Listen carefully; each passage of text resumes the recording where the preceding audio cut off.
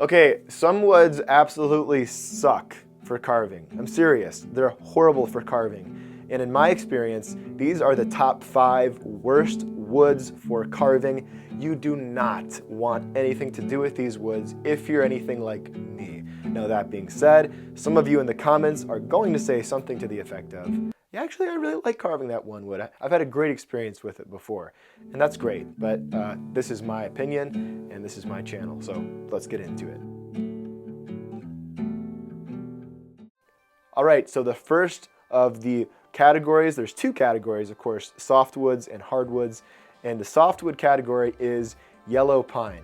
Now, all of the woods in this description, in this video, are woods that are local to North America, at least my part of North America, which is Midwestern United States. And the reason I've included only those woods is because those are the ones that I can relate to and that most people watching this video are going to relate to. And yellow pine is not the worst of the woods in this category. In fact, we're going to put them in a tier list.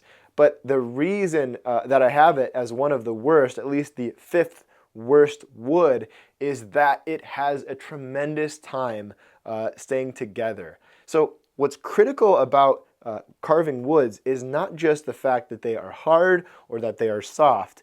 It's as much about something that I call grain presence. Grain presence means the difference in hardness between the hard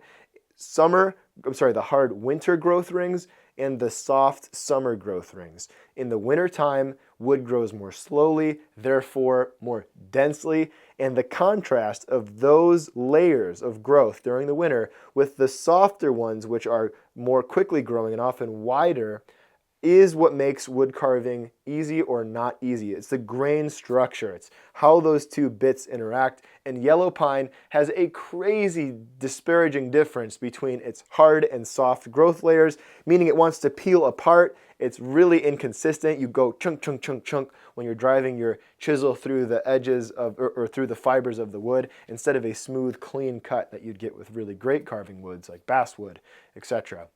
So yellow pine, for that reason, is flaky, it's chippy, it misbehaves, it's not great for carving.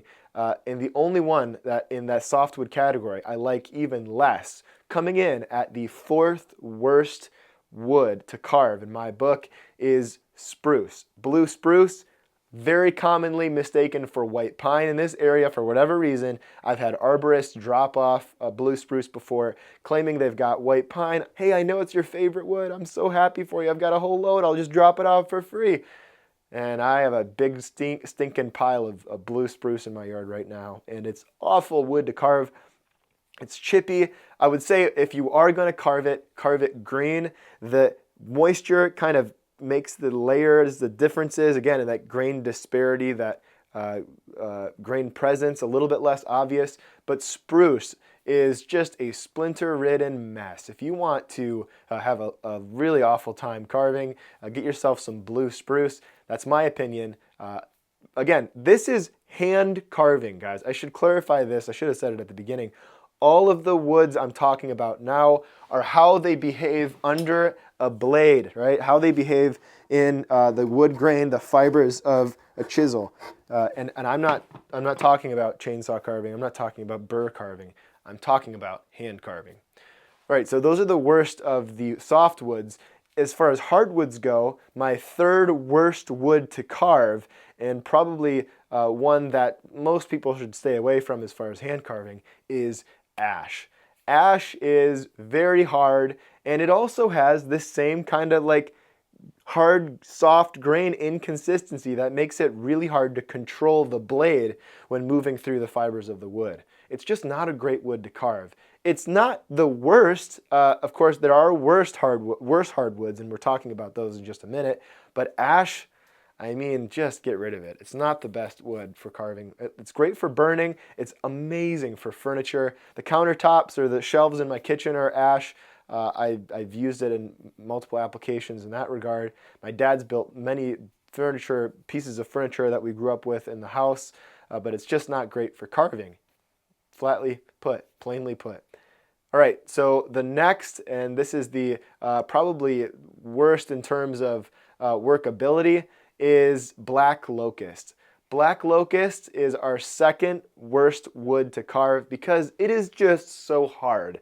It's not horrible to carve with a chainsaw because, of course, power tools make quicker work, and it's wonderful to actually see that it holds all of the detail. In fact, it doesn't have the worst grain problem. It's more of an issue of hardness. And that's what puts this in category 2, the second place of worst woods to carve. Black locust, not great to work with.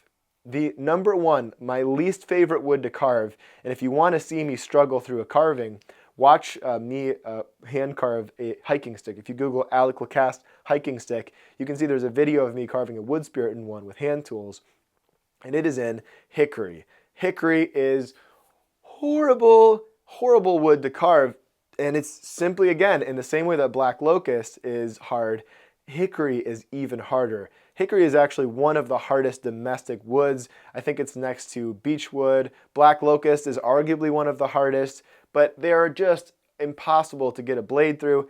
It's just your hands are sore afterwards, you're cursing yourself through the project, and that lack of control that comes from pushing really hard can end up in a big gouge in your finger, your hand. So if you're gonna carve hickory by hand, your tools have to be razor sharp. I mean, laser beams, right? And to do that, you have to know how to sharpen, and that's a whole nother thing in and of itself. So I would stay away from these woods.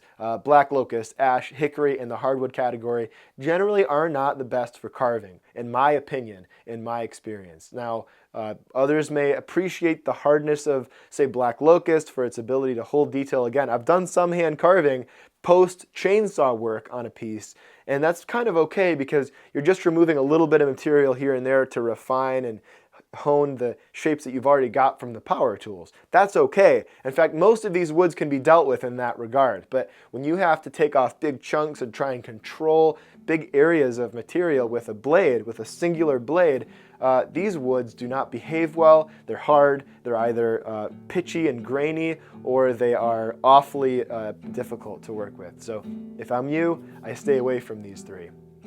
All right, so this video, of course, has been brought to you by Fundamentals of Woodcarving.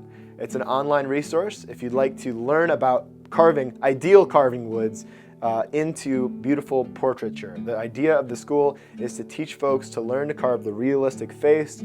We walk through all of the steps, and there are many project videos there. It's an absolute niche of a place, but if this interests you, this is one of the most comprehensive resources online for this type of carving. So check that out in the link below. I add a new project every month, usually more, but one at least, and that is a great resource worth checking out. And thanks again for watching. And last but not least, take your vitamins. See you guys.